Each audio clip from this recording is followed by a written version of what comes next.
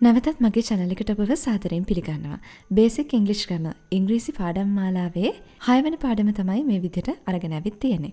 අද පාඩමෙන් අපි කතා බහ කරන්න සූදානම් වෙලා ඉන්නේ the possessive form of nouns.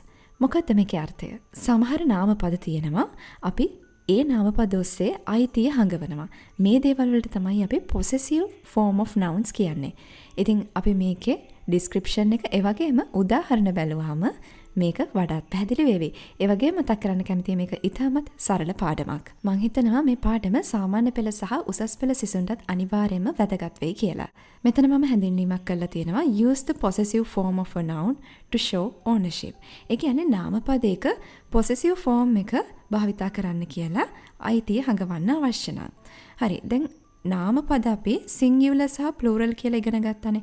ඒක වචන බහුවචන වශයෙන් බෙදෙනවා කියලා. ඒ පිළිබඳව සවිස්තරාත්මකව අපි කතා කරා. කොහොමද ඒක වචන නාමයක් බහුවචන බවට පත් කරගන්නේ මේ වගේ කරුණු රාශියක් කතා කරානේ. ඒ පාඩම ඔයාලා බලන්න නැති බලපු නැති කෙනෙක් ඉන්නවා නම් description box එකට මම ඒ link එකක් දාන්නම්. ඉතින් මෙතනදී අපි ඉගෙන ගත්ත singular noun කියන්නේ ඒක වචනයක් කියලා. මෙතනදී තවත් point එකක් සඳහන් කරලා තිනවා to make the possessive form put an apostrophe and an s after a singular noun. දැන් මේ ඒක වචනයක් අපි අයිතිය හංගවන්න හරව ගන්න ඕන නම් මේ වචනය.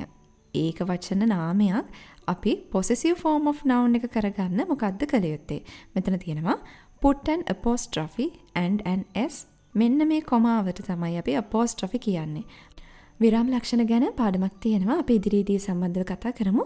දැනට මතක තියාගන්න apostrophe කියන්නේ මේ උඩින් දාන කමායක. ඉතින් ඒක වචන නාමයක් තියෙනවා නම් ඒ නාමය අගට apostrophe එකක් දාලා ඉන්න අනතුරුව s එකක් යොදා ගැනීමෙන් අපිට හැකියාව තියෙනවා ඒ නාම පදයේ possessive form එක හදා ගන්න. ඒ කියන්නේ අයිතිය හැඟවීමක් විදිහට ඒ නාම පදේ අපිට හරව ගන්න. උදාහරණ බැලුවොත් මේ දේ වඩාත් පැහැදිලි වෙයි. ඉතින් නැවතත් මතක් කරනවා ඒක වචන නාමයක් අගට apostrophe සහ s අකුර යොදා ගැනීමෙන් අපිට මේක possessive form එක කරගන්න පුළුවන්. හරි. මෙතන උදාහරණ දීලා තියෙනවා 5ක්. ඒ අතරින් පළමු උදාහරණය This is my bed and that is Hiruni's bed.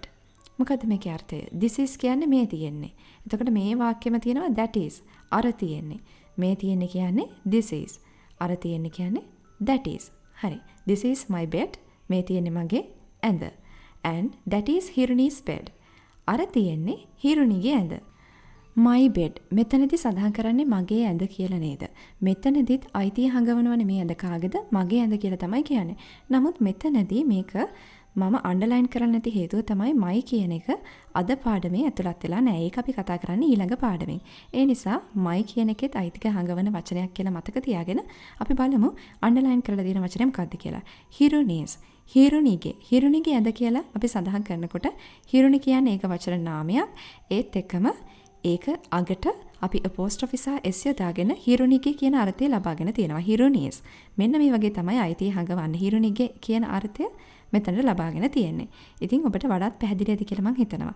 ඒක වචන නාමයක් අගට apostrophe සහ s අකුර යොදාගෙන හිරුනිගේ කියලා අයිතිය හංගවන්න අපි මෙන්න මේ ආකාරයෙන් යොදා ගන්නවා. ඉතින් මේකට තමයි possessive form of nouns කියන්නේ. හරි. ඊළඟ උදාහරණය බලන්න.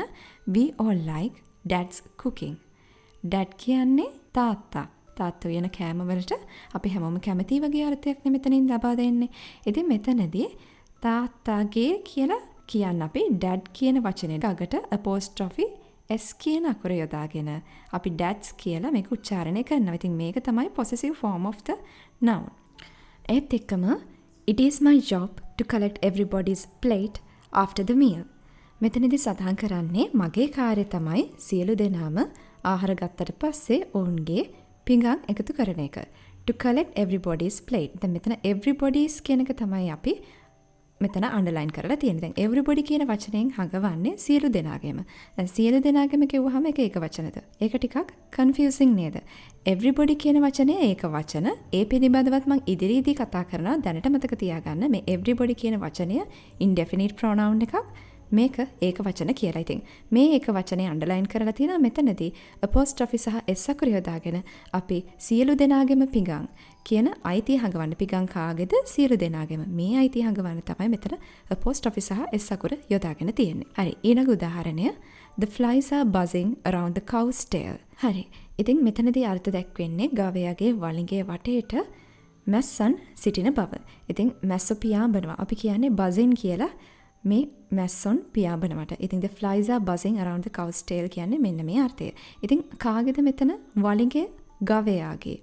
ගවයාගේ කියන අර්ථය ලබා ගන්න තමයි අපිට මෙතනදී apostrophe s යොදා ගන්න සිදු වෙලා තියෙන්නේ. ඉතින් cow කියන singular noun එකට ඒක වචන නාමයට අපි අගට apostrophe සහ s යොදාගෙන ගවයාගේ කියන අර්ථය ලබාගෙන තියෙනවා. ඊටමත් සරලයි කියලා මම හිතනවා. ඉතින් මෙතනදී අයිතිය හැඟවීමේදී ඒක වචන නාම පදයකට පහසුවෙන්ම apostrophe සහ s අකුර යොදාගෙන අපිට ඒකේ possessive form එක ලබා ගන්න පුළුවන්. හරි, අවසාන උදාහරණය. This is Nimal's cap and that is Nimal's father's cap. This is කියන්නේ මේ තියෙන්නේ. That is කියන්නේ අර තියෙන්නේ.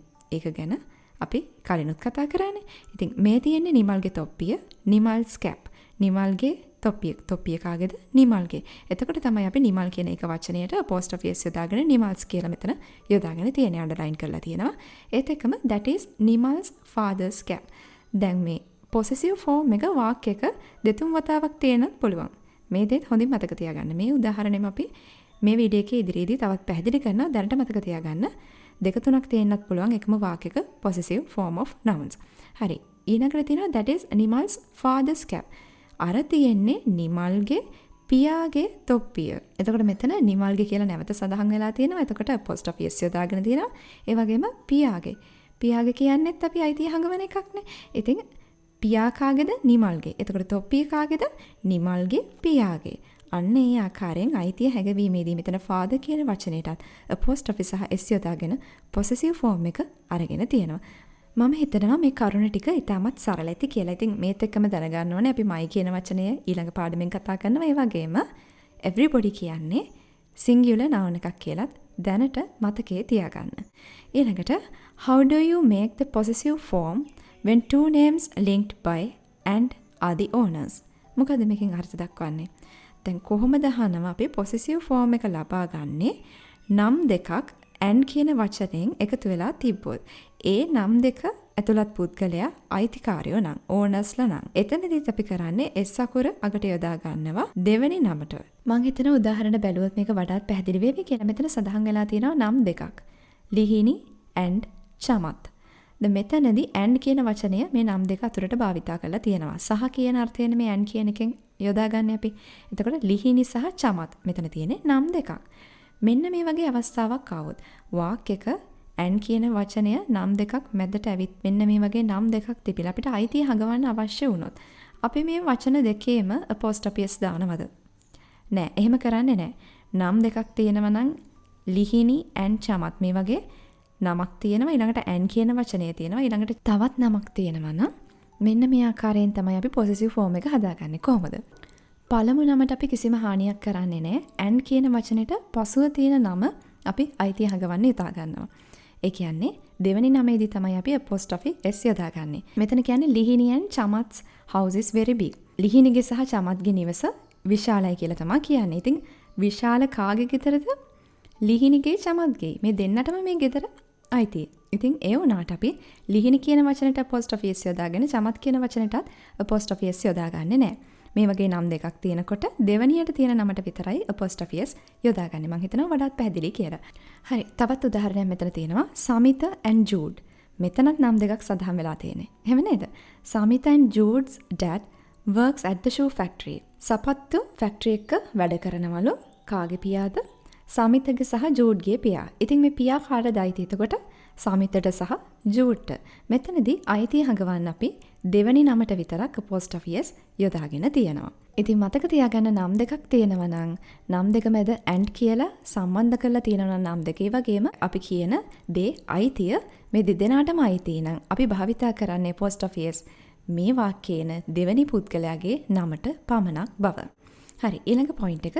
Sometimes two possessive forms with apostrophe s appear together one after the other. දැන් මේක අපිට කලින් උදාහරණ කතා කරනකොට හම්බුණා.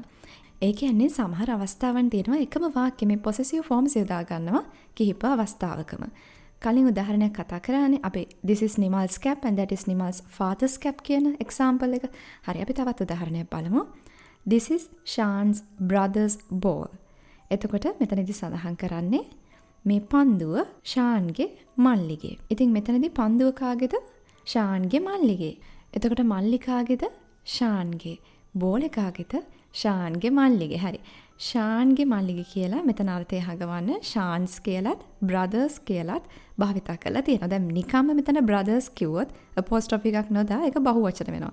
මෙතන බ්‍රදර් කියන ඒක වචනේ තමයි මේ අපෝස්ට්‍රොෆි s එක දාගෙන තියෙන්නේ. ඒ විදිහට අපි මේ වචනේ උච්චාරණය කරන්නේ බහුවචනේ උච්චාරණය කරන විදිහට.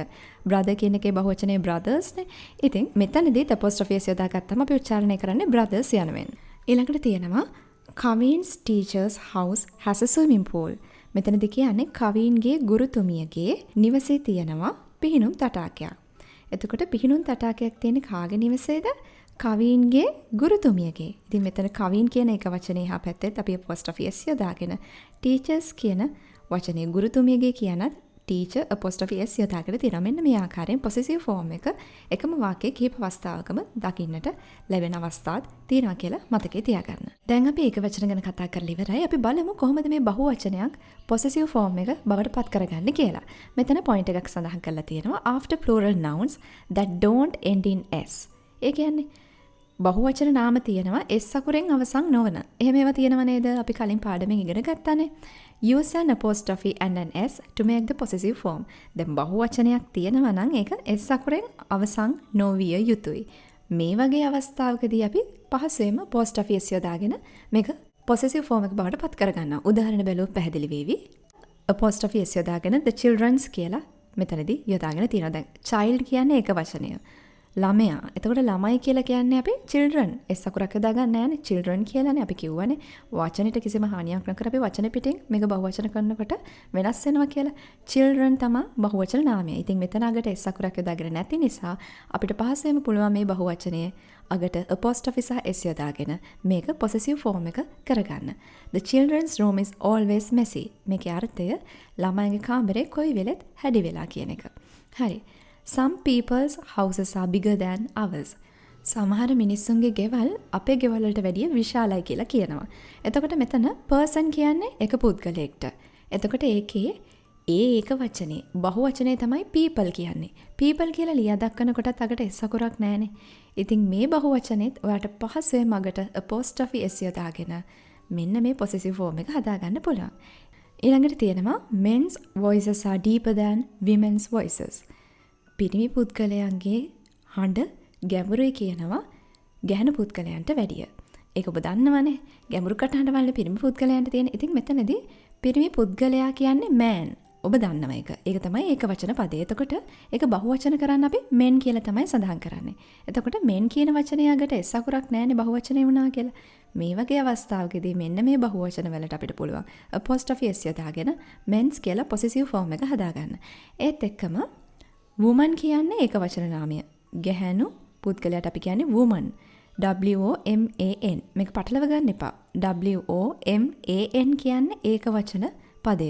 බහුවචන කරගන්න අපි WOMEN කියලා යොදාගෙන women කියලා උච්චාරණය කරනවා. ඉතින් මෙතනදී තගට s අකුර යොදාගෙන නැති නිසා අපිට හැකියාව තියෙනවා මේ බහුවචනේ අගට apostrophe s යොදාගෙන අයිතිය හඟවීමක් කරන්න. ඊළඟට after plural nouns that end in s just add an apostrophe. දැන් ඔබ දන්නවා තවත් බහුවචන තියෙනවා. බහුතරයක්ම බහුවචන තියෙන අගට s අකුර යොදාගෙන ඉවර කරන බහුවචන. pupil කියන්නේ ශිෂ්‍යයා. ඒත් එක්කම ශිෂ්‍යයා කියන වචනය බහුවචන කරන්න අපිට pupils කියලා යොදා ගන්න පුළුවන්. ඉතින් මෙතනදී අවසානයේට s අකුරක් තියෙනව නේද? pupils කිව්වහම බහුවචනේ අගට s අකුරක් තියෙනවා. මේ වගේ අවස්ථාවකදී අපිට apostrophe විතරයි යොදා ගන්න අවශ්‍ය මේකේ possessive form එක ගේන්න. හරි. boy කියන්නේ පිරිමි ළමයා. ඉතින් boy කියන වචනය ඒක වචන බහුවචනය කරගන්නේ boys. මෙතනදී අකට s තියෙන නිසා අපි අගට apostrophe විතරයි යොදාගෙන තියෙන්නේ. ඒත් එක්කම ඒ උදාහරණයම සඳහන් කරලා තියෙනවා girls කියන වචනය. girl කියන්නේ ගැහැණු ළමයා, බහුවචනය girls. මෙතනදීත් බහුවචනයකට s අකුර යොදාගෙන තියෙන නිසා අපි අගට යොදාගන්නේ apostrophe විතරයි මේ වචනේ අයිතිය හැඟවීමට. ඊළඟ උදාහරණය farmer. farmer කියන්නේ ගොවියා. farmers කියලා මෙතන සඳහන් කරලා තියෙන ගොවියෝ.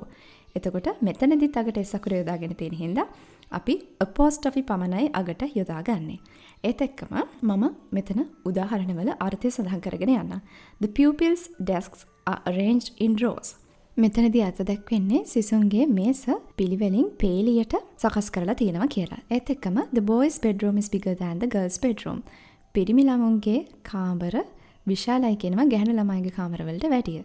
ඒත් එක්කම the strong winds destroyed all the farmers' crops. දැඩි සුළඟින් ගොවියන්ගේ කුඹුරු විනාශ වුණා කියලා තමයි මෙතනදී අර්ථ දැක්වෙන්නේ. ඒත් එක්කම ඊළඟ පොයින්ට් එක බලන්න. when a name ends in s, you can make the possessive form two ways. Add an apostrophe and an s or add an apostrophe only.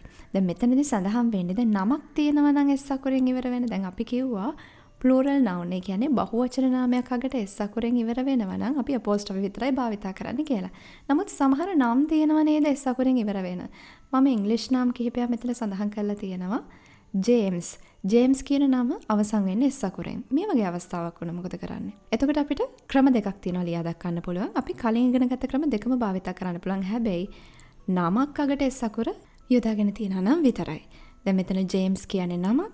James කියන නම අවසන් වෙන්නේ s අකුරෙන්. මෙතනදී අපිට හැකියාව තියෙනවා apostrophe s යොදා ගන්නත්. එහෙම නැත්නම් ජේම්ස් කියන වචනේ අගට apostrophe පමණක් යොදා ගැනීමෙනුත් මේකේ අයිතිය හඟවන්න ඔබට හැකියාව තියෙනවා. This is James' house. මේ තියෙන්නේ ජේම්ස්ගේ නිවස. ඉතින් apostrophe s යොදාගෙනත් එහෙමත් නැත්නම් apostrophe පමණක් අගට යොදාගෙනත් මේ වචනය possessive form එක ලබාගෙන තියෙනවා. ඒත් එක්කම which is Charles' bike. මොකද්ද චාල්ස්ගේ බයික් එක? කොයි එකද කියලා අහනවා. චාල්ස් කියන වචනේ ඉවර වෙන්නේ s අකුරෙන්. ඉතින් මෙතනදිත් apostrophe s යොදා ගන්න පුළුවන්. එහෙමත් නැත්නම් චාල්ස් කියන වචනේ අගට apostrophe පමණක් යොදා ගන්නත් ඔබට හැකියාව තියෙනවා. මම හිතනවා මේ පාඩම ඉතාමත් සරලයි කියලා. ප්‍රශ්න තියෙනවා නම් හැකියාව තියෙනවා පහලින් කමෙන්ට් කරන්න. ඒ වගේම තවත් මේ වගේම වටිනා පාඩමක් අරගෙන එන්න ලෑස්ති වෙලා ඉන්නවා 7 වෙනි පාඩමෙන්. දැනට මේ දේවල් මතක තියාගන්න. අපි වචන දෙකක් තුනක් මගහැරියා.